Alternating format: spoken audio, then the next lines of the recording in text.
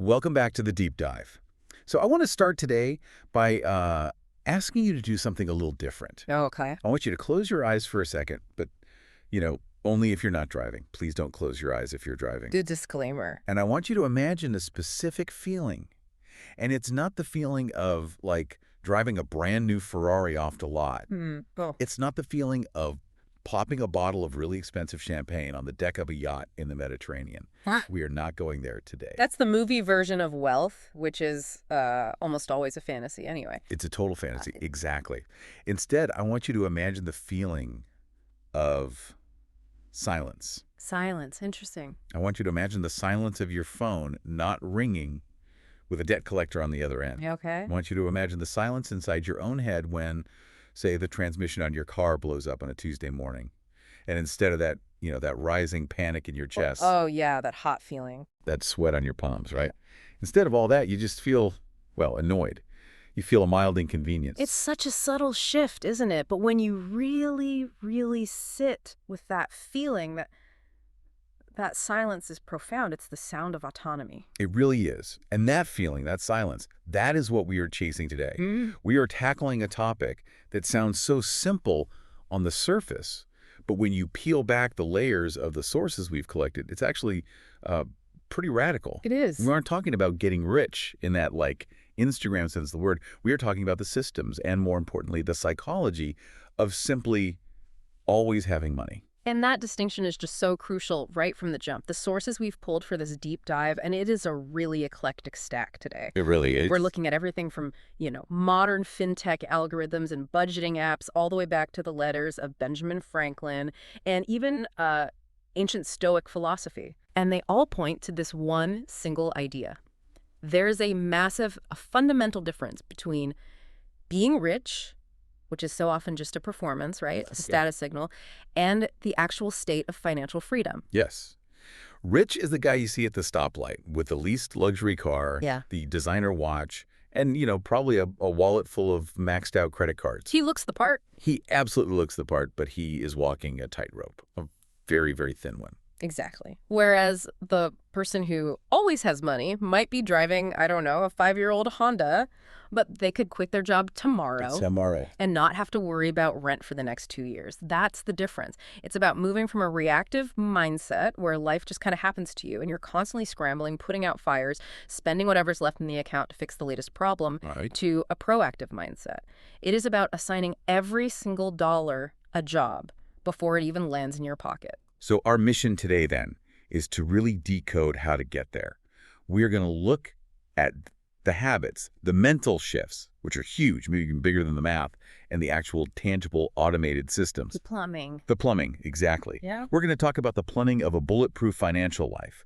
We want to hand you the blueprint. And to do that, we have to start with the foundational concept. The one thing that appeared in, almost every single source we looked at, they call it the gap. The gap.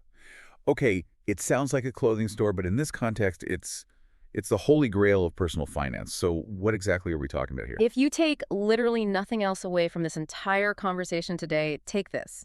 Financial freedom is not found in a specific salary number. It is not found when you finally hit 6 figures or 7 figures or whatever your magic number is. It is found purely and simply in the gap between what you earn and what you spend. And that feels so counterintuitive, doesn't it? Because our whole culture, and let's be honest, our own egos, they tell us the goal is just make more money. Always more. Always. If I just got that raise, if I just hit that bonus, if I just landed that new client, then I'd be fine. Everything would just magically be solved. It is the classic trap. And look, don't get me wrong, making more money helps. Of course it does. Yeah. It greases the wheels. It gives you more room for error. But here is the cold, hard, unavoidable math. If you earn $1 million a year and you spend $1,001, you are broke. You're actually worse than broke. You are worse than broke. You're in debt. You are what financial planners call high-income poor. Oof. That's a stinging phrase, isn't it? High-income poor. It sounds like a total oxymoron, but it's incredibly common. It is absolutely rampant. You see it with pro athletes, lottery winners, high-powered executives, doctors, lawyers. Yeah. Conversely, if you earn, let's say, $50,000 a year, but you only spend $40,000, You have a gap. $10,000 gap. That gap is $10,000. Okay. That gap is where your freedom lives.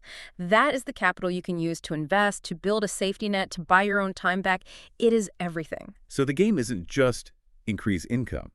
The game is widen the gap. Precisely. That is the entire game. You can widen it from the top by earning more, or you can widen it from the bottom by spending less. But if you don't focus on the gap itself, no amount of income will ever save you. Okay, so keeping that gap wide is the secret. But that is, so much easier said than done, right? We live in a world that is practically designed to close that gap for us. Oh, much easier said than done. The entire global economy is engineered from the ground up to help you close that gap by spending every single penny you have and then some. Which brings us perfectly to part one of our deep dive. The sources all suggest we have to start not with spreadsheets, not with investment accounts, but inside our own heads. Yep. The psychology of wealth. Mindset before math. Always. Every single time. If you don't get the software right in your brain, the hardware of your bank account just won't matter. It can't. One of the sources, I think it was the Gemini analysis, threw out a statistic that really stuck with me. It said that financial stability is only about 20% head knowledge and 80% behavior. That is the Pareto principle, the good old 80-20 rule applied directly to your wallet. And it makes perfect sense when you think about it. How so? Well, think about it. Most people, on some level, they know what to do. It's not some grand mystery. It's not like, nuclear physics where you need years of specialized training to even understand the core concept. Right. It's not complex calculus. My grandmother knew this stuff. Spend less than you earn. Spend less than you earn, save for a rainy day, don't buy things you can't afford. You absolutely do not need a PhD to understand that. So it's fourth grade math. Subtraction. Exactly. The problem isn't a knowledge deficit. It is a behavior deficit. It's about impulse control. It is about emotional regulation. It is about dopamine hits and keeping up with the Joneses.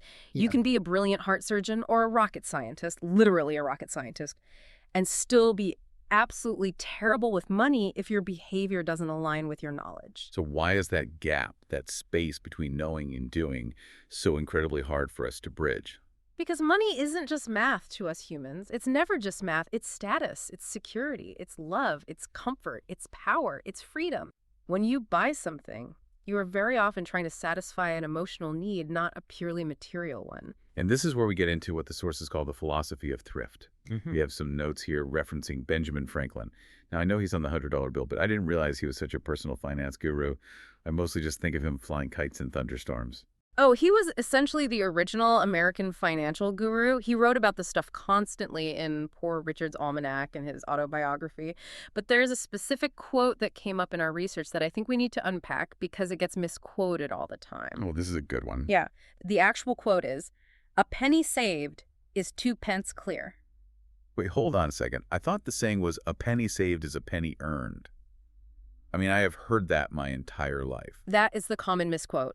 And honestly, the misquote completely misses the brilliance of his point. It dumbs it down. Franklin's actual point was much deeper. Okay, walk me through it. How does saving a penny equal to? Think about it in terms of taxes and effort. To have $1 in your pocket to spend at the store, you usually have to earn something like, what, $1.30 or $1.40 at your job, depending on your tax bracket. Right. The government gets its cut first? The government takes its cut income tax, payroll tax, all of it, before you ever see a dime. So to replace a dollar you wasted, you have to work much harder than just earning a single dollar.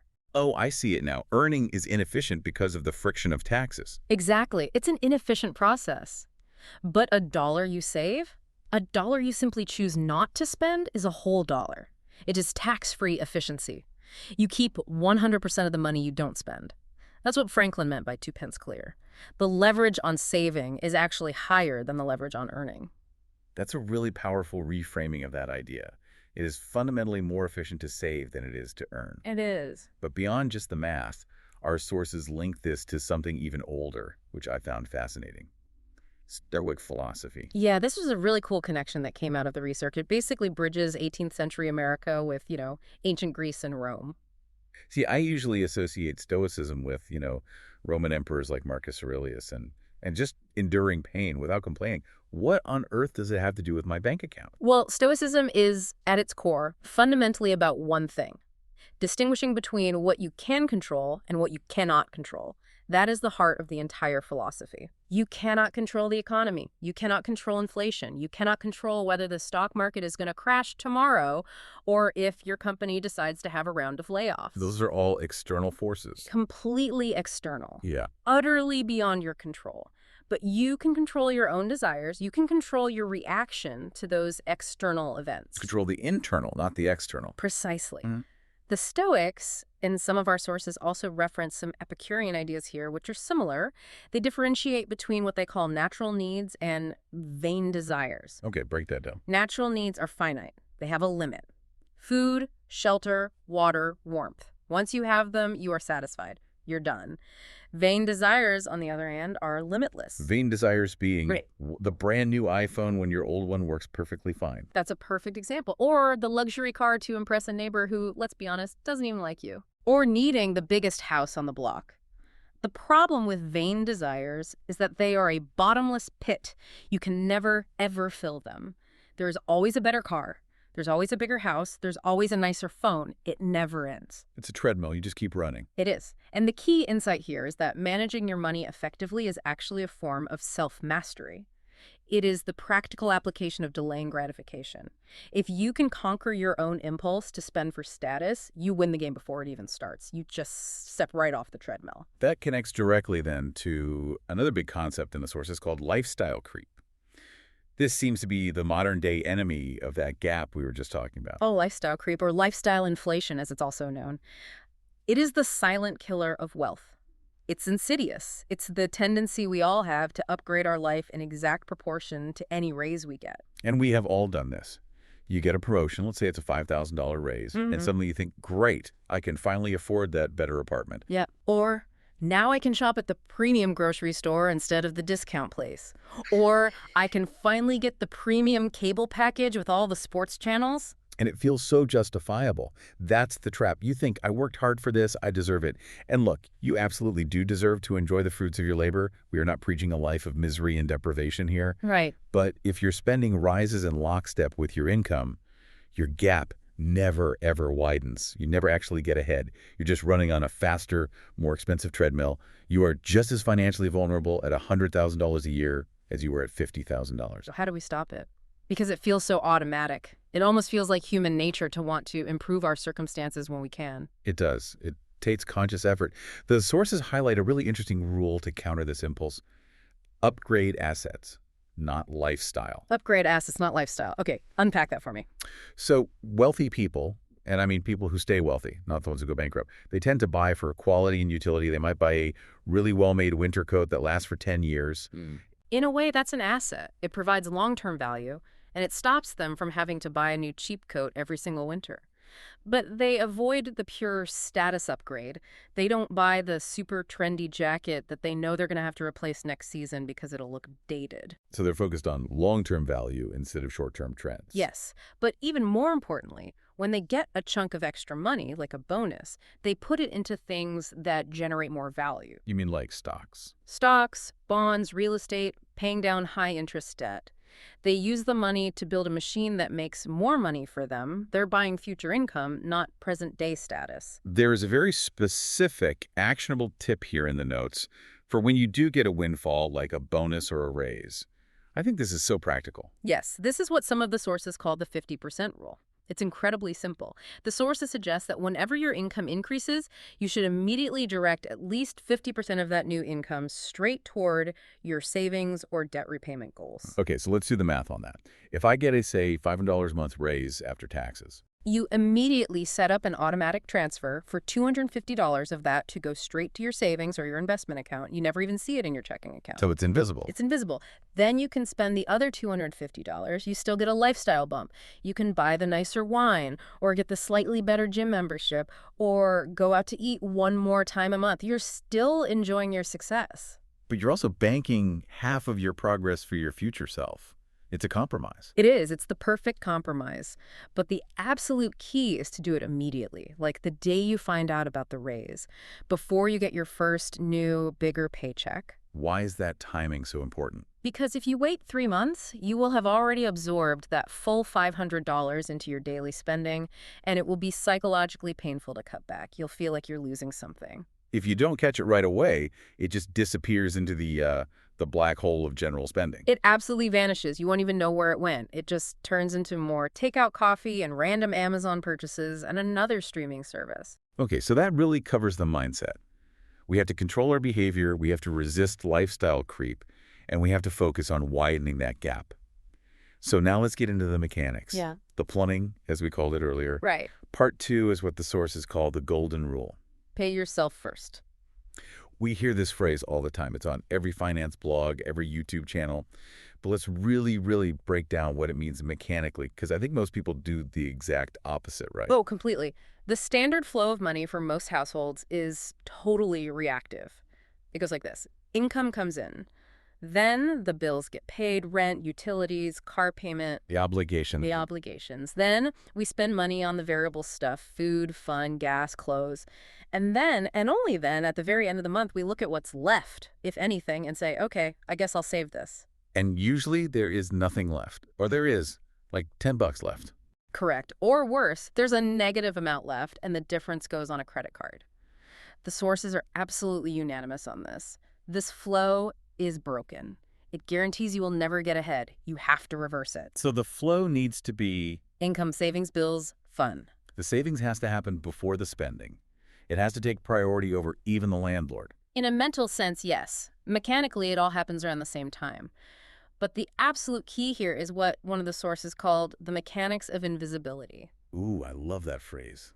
It sounds like a magic trick. It kind of is. It's a brilliant psychological hack for your own brain. If you can see the money sitting in your checking account, your brain will find a reason to spend it. We are visual creatures. If the number is there, we think it's available for us. Right. Oh, I've got $1,200. I can afford those concert tickets. Exactly. Even if that $1,200 is already spoken for by rent and groceries, the goal is to automate the savings so the money leaves your main account the very day your paycheck hits. It effectively never existed for you to spend in the first place. So you're basically hiding money from your present self to protect your future self. Yes.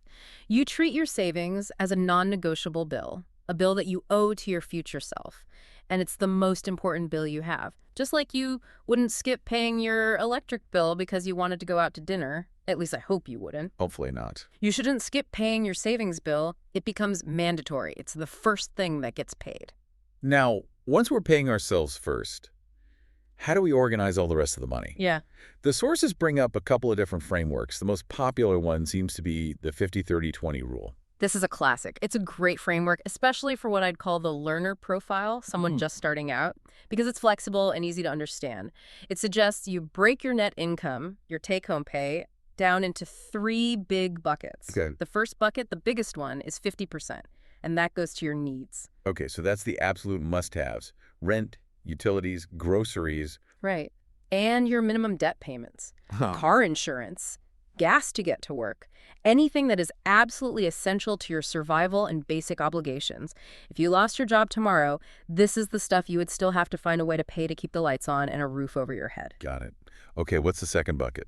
The second bucket, and this is your pay yourself first money, is 20% for savings and debt repayment. So this is the progress bucket. This is your financial progress bucket. This is where you're funding your retirement accounts, building your emergency fund, and paying off credit cards aggressively, anything above the minimum payment. And that leaves the remaining 30%.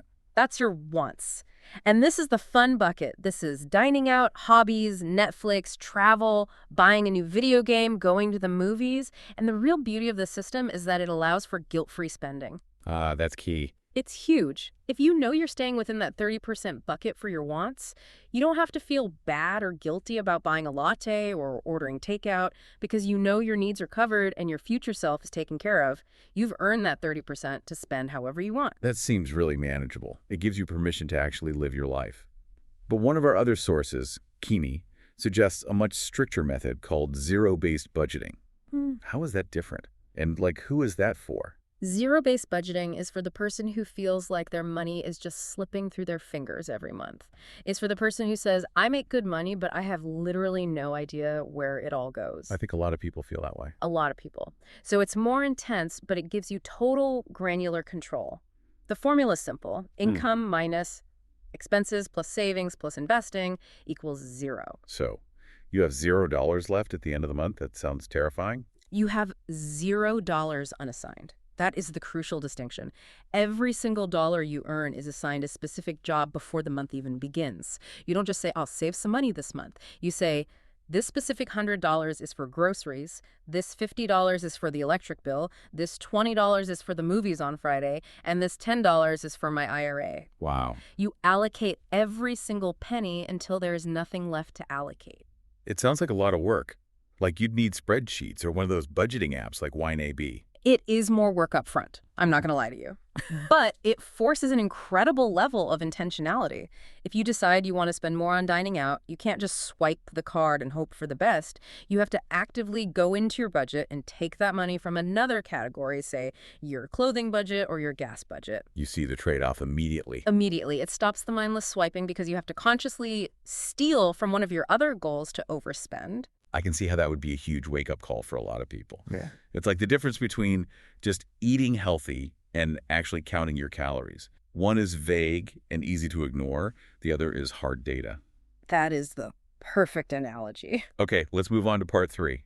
We're calling this section defense. We've got the mindset. We've got a budget system in place. But life is messy. Cars break down. People get sick. Roofs leak. We need a shield. This is where we talk about the SWAN fund. SWAN. It stands for Sleep Well at Night. It's catchy. I like it. But it's clearly more than just a cute acronym. Oh, it is the cornerstone of anxiety reduction. Here's the thing. Liquidity is the key to never feeling broke. You might have a high net worth tied up in a house or in your retirement accounts, but if you don't have actual cash when the transmission blows, you're in trouble. You're still stressed. You're stressed. You're liquidating assets at the worst possible time, or more likely, you're going into high-interest debt. The SWAN fund is your emergency fund. It's your buffer against life. And the sources are pretty specific about how to structure this. It's not just have some cash stashed somewhere. No, absolutely not. There are stages to it. You don't try to build the whole thing at once. The starter goal, your absolute first priority, is to get $1,000 or one full month of essential expenses saved immediately. Like yesterday. Like yesterday. Sell things on Facebook Marketplace if you have to, deliver pizzas on the weekend, whatever it takes. This starter fund covers the minor but common inconveniences.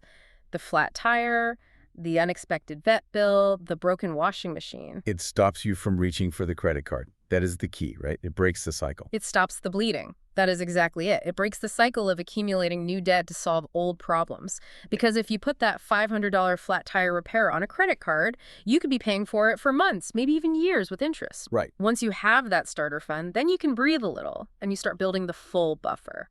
The sources all recommend 3 to 6 months of your essential living expenses. So just the needs category from the 50-30-20 rule. Exactly, not your full income. Just rent, food, utilities, the basics. And some sources say you should go up to 12 months if you're a freelancer or work in a particularly volatile industry for maximum peace of mind. And where does this money live? Is it under the mattress? In a coffee can in the backyard? Definitely not. Yeah. It absolutely needs to be in a high-yield savings account or an HYSA. Okay, why there specifically? What's so special about that? 2 really important reasons. One is inflation. If your emergency fund is just sitting in cash under the mattress, it's losing purchasing power every single day. An HYSA pays a decent interest rate, usually around 4 to 5% in the current market. It helps the money keep up. And the second reason?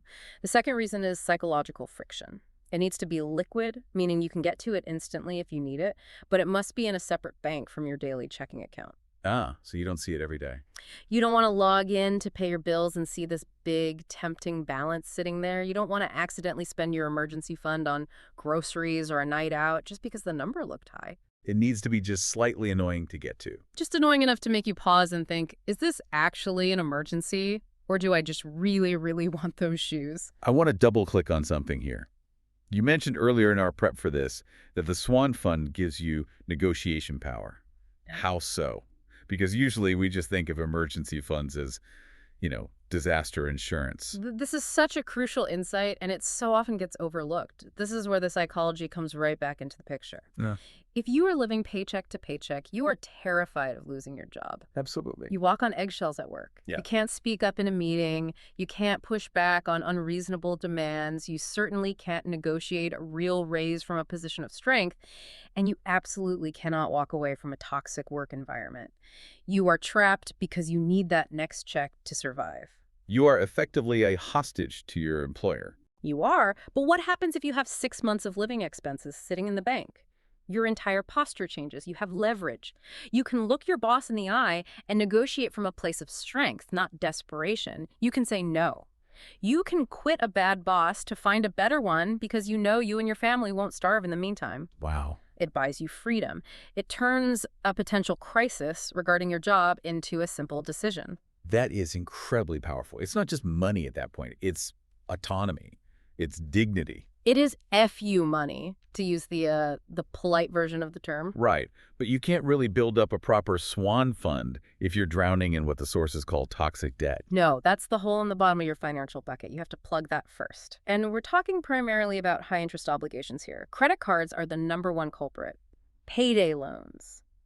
Personal loans with double-digit interest rates. So the sources gave us two primary methods to attack this debt: the avalanche and the snowball. And this is a classic debate in the personal finance world, isn't it? It's like the tabs versus spaces debate for money nerds. It really is. Can you break those two down for us? Sure. The avalanche method is the logical, Spock-like approach. It appeals to the mathematicians among us. You list all of your debts by interest rate, from the highest to the lowest. You pay the absolute minimum on everything, and then you throw every single extra dollar you have at the debt with the highest interest rate. Because that debt is mathematically costing you the most money. Yeah. It's growing the fastest. Exactly. From a pure spreadsheet perspective, the avalanche saves you the most money in interest over time, and it gets you out of debt the fastest. It is the correct answer. Again, humans aren't calculators, are we? We are emotional animals.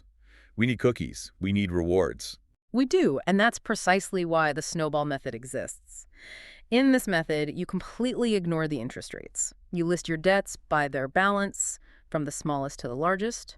Then you attack the smallest one first with every bit of firepower you have. So if I have say, a $500 medical bill and a $5,000 credit card bill, I kill the medical bill first, even if the credit card has a way higher interest rate. Even if the interest rate is much higher. Why? Because when you pay off that $500 bill, you get a huge psychological win. A quick victory. A quick victory. You feel good. You see a debt completely disappear from your list. It builds momentum and makes you feel like you're making progress.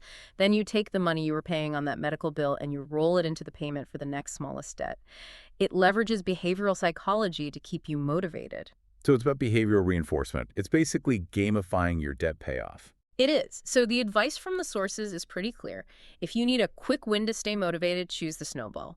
If you are highly disciplined and just want to save the most money possible, choose the avalanche. Both of them work as long as you are consistently attacking the debt. The only wrong answer is doing nothing. And there's a hard and fast rule mentioned in the sources regarding credit cards going forward once the old debt is gone. The golden rule of credit. It's very simple. If you are going to use credit cards for rewards or convenience, which is totally fine, by the way, those points are great, the balance must be paid in full every single month. No exceptions. Ever. Why no exceptions? Because the math is just absolutely brutal. If you are paying 20% or 25% interest on a credit card, you are losing the game. You are effectively paying a 25% tax on everything you buy. That sandwich wasn't $10, it was $12.50. That shirt wasn't $50, it was $62.50. No amount of airline miles or cashback is ever going to be worth that. If you can't pay it off in full, do not swipe the card. Okay, so that's defense. We've plugged the leaks in the bucket. We have our shield up. Now let's play some offense. Part 4 is all about income and investments. This is where we switch from saving to growing. This is how you really get ahead. And the first point here is income diversification. The sources really highlight the tremendous risk of the single paycheck. It is a massive, massive vulnerability that most of us just accept as normal. But think about it this way. Would you ever invest 100% of your retirement savings into a single stock? Would you bet your entire future on just, say, Twitter? No way. That's way too risky. That sounds completely insane. But that is exactly what most people do with their income. They have one job, one employer. That is a single point of failure. If that one tap turns off because of layoffs or recession, the company goes bust, you're completely dry. Right. The people who truly always have money almost always have multiple streams of income. So we're talking about things like side hustles, freelancing. It could be that, but it doesn't have to be a second full-time job that burns you out. It could be passive income from stock dividends or rental property income. It could be selling digital products online like an ebook, even just a small consulting gig on the side, or selling crafts on Etsy. The goal is just to have other taps running, so if one breaks, the pool doesn't completely empty. It also changes your psychological relationship with your main job, too, I'd imagine. Oh, completely. You're less desperate. You have more of that FU money we talked about. There was a really specific, almost exotic example in the source material about something called geo-arbitrage. It mentioned a place called Chawi, Indonesia, which sounds beautiful, by the way. Yes, this came from the Copilot source, and it's a fascinating concept. Geo-arbitrage is just a fancy word for leveraging lower living costs while earning a stronger currency. The example was living in a place like Chawi, Indonesia, where the cost of living is a tiny fraction of what it is in, say, New York or London or Sydney. But you're working remotely for a company that's based in the US or Europe. Exactly. So your expenses are in Indonesian rupiah, but your income is in US dollars or euros. You are artificially widening that gap we talked about at the beginning by a massive amount.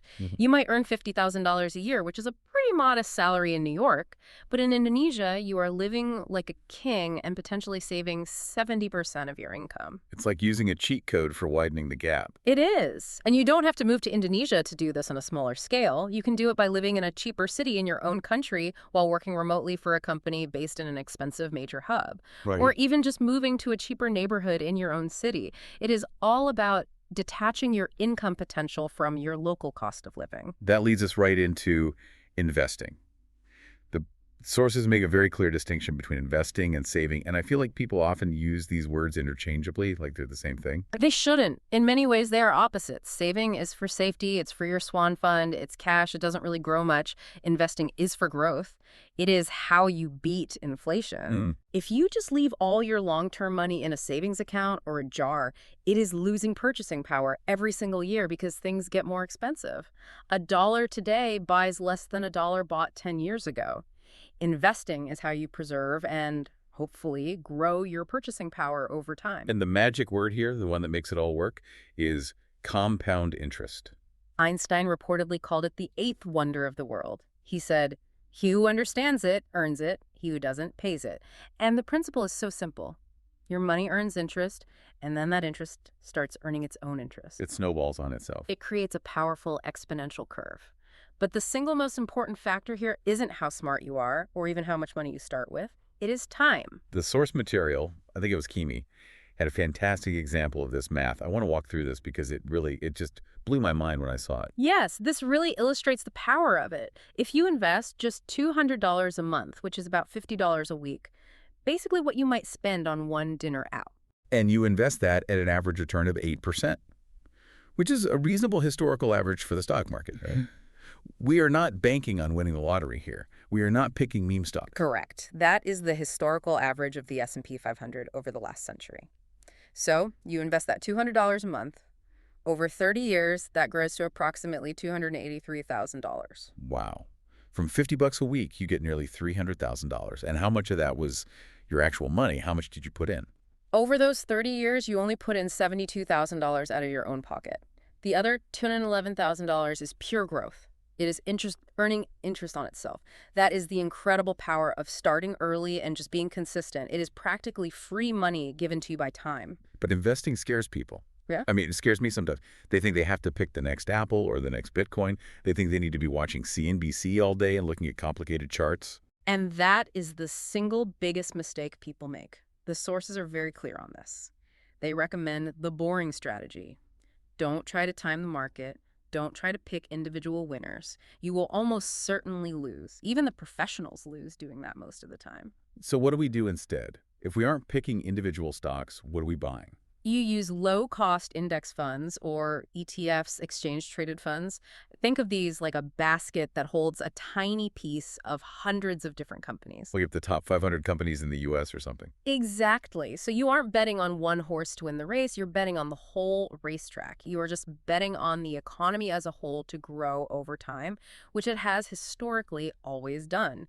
If the economy grows, your money grows. And you do this using a technique called dollar cost averaging. Which is just a fancy term for being consistent. You invest the same amount of money every single month, regardless of whether the stock market is up or down. You just automate it and forget about it. So if the market crashes, like it did in 2008 or 2020, you keep buying. In fact, when the market is down, your $200 buys more shares of that fund because they're cheaper. It is like everything is on sale. And when the market is up, your whole portfolio grows in value. You should remove all the emotion from the equation and you just keep buying month after month, year after year. Time in the market, not timing the market. That is the mantra. It is boring. It requires almost zero brain power once you set it up, and it works. Okay, we have covered the big picture stuff. The mindset, the budgeting, the defense, the offense. Now I want to get into the weeds. Part 5 is tactical habits for daily life. These are the little hacks and tricks that keep the whole system running smoothly. The micro habits that support the macro goals. First one up, the 24-hour rule. I actually use this one personally. It's a game changer. This is one of the best tools for that impulse control we talked about earlier. The rule is simple. For any non-essential purchase over a certain amount, you can set your own number, say $50 or $100. You force yourself to wait a full 24 hours before buying it. So you put in the online shopping cart, but you do not click checkout. Exactly. You walk away, close the browser tab, sleep on it. What you will find is that 9 times out of 10, that intense need to have it just fades away by the next morning. The dopamine rush of the impulse passes, and you realize you'd actually rather keep the money. It's just a little speed bump between the urge and the action. Next up is the subscription audit. Kimi calls them zombie subscriptions, which I love. We all have them. That streaming service you signed up for just to watch one specific show and then you forgot to cancel it. The gym membership you haven't used since January, that meditation app that's been auto-renewing for a year. The average household wastes over $500 a year on these things. That is insane. $500 a year is more than 2 full months of that investment plan we just talked about. That's $6,000 of your money over 30 years, but from any interest. Right. You are literally throwing away your future wealth on things you don't even use. The tactic here is simple. Audit your bank and credit card statements every 90 days. Sit down with a highlighter or a spreadsheet. Go through it line by line. If you haven't used a service in the last month, kill it. Be ruthless. It takes 10 minutes and it can save you hundreds and hundreds of dollars. Another tactic mentioned is using cash. Actual physical paper money. This feels so old school in 2026. It is, but it leverages psychology so effectively. Swiping a credit card, or even worse, just tapping your phone or your watch, it doesn't feel like you're spending real money. It is frictionless. It's abstract. But physically handing over a $20 bill, that registers in your brain in a different way. There's a term for this, isn't there? The pain of payment. Yes. You feel the loss more acutely. It actually triggers the pain centers in the brain in a small way. So the strategy is to use cash for your fun money categories. If your budget allows $100 a week for dining out and entertainment, take that $100 out in cash on Monday. Put it in your wallet. When the cash is gone, the fun stops until next Monday. It creates a hard physical limit that a credit card just can't match. You can't cheat physics. Exactly. Yeah. It is a fantastic set of training wheels for regaining control if you struggle with overspending in certain categories. Finally, let's talk about the 2 biggest budget busters for most people, food and housing.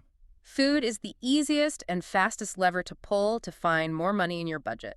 The sources all state that simply cooking at home by default and meal planning on Sundays for the week ahead saves the average person $200 to $300 a month compared to eating out or ordering in. That's huge. That is your entire investment money right there. That's your future millionaire money. It is, and it is not about never eating out. It's just about making eating out a deliberate treat rather than a default action because you were too disorganized to cook. It's about intentionality again. In housing, this is the big one. The elephant in the room. This is a harder one to change quickly, but it is absolutely vital to get right. The rule of thumb that the sources consistently mention is to keep your total housing costs, that's your rent or your mortgage, plus taxes and insurance at or below 30% of your gross income. That is really tough in some of the more expensive cities. New York, London, San Francisco, Vancouver. It is very, very tough. I won't pretend it isn't. But the math is just unforgiving. Every extra $100 you spend on rent is $1,200 a year that you cannot invest. Over 10 years, that's a massive amount of lost growth. Sometimes it is worth a longer commute, or a slightly smaller apartment, or getting a roommate to buy your financial freedom that much faster. It's a trade-off, like everything else. Do you want the fancy address right now, or do you want the freedom later? Precisely. You have to decide what you value more, the status of the zip code or the peace of mind of the Swan Fund. Okay, so let's try to unpack what this all looks like when you put it together. We have covered a lot of ground today. If we were to summarize the entire formula that we've pulled from all these sources, it would look something like this. High income plus low fixed expenses plus smart, consistent investing plus emotional control. That equals always having money. It's a simple formula on paper, but simple doesn't mean easy, does it? No, not at all. It requires discipline. It requires intentionality. But notice what is missing from that formula. Luck isn't in there.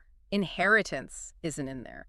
Being a stock-picking genius isn't in there. It's a system of variables that, for the most part, you have a significant amount of influence over. And the why behind all this is so important to remember. We aren't doing this just to be misers. We're not doing this to hoard gold coins in a vault like a dragon. Absolutely not. We are doing it for freedom. We're doing it for mental peace. The entire goal is to be able to handle life's inevitable curveballs.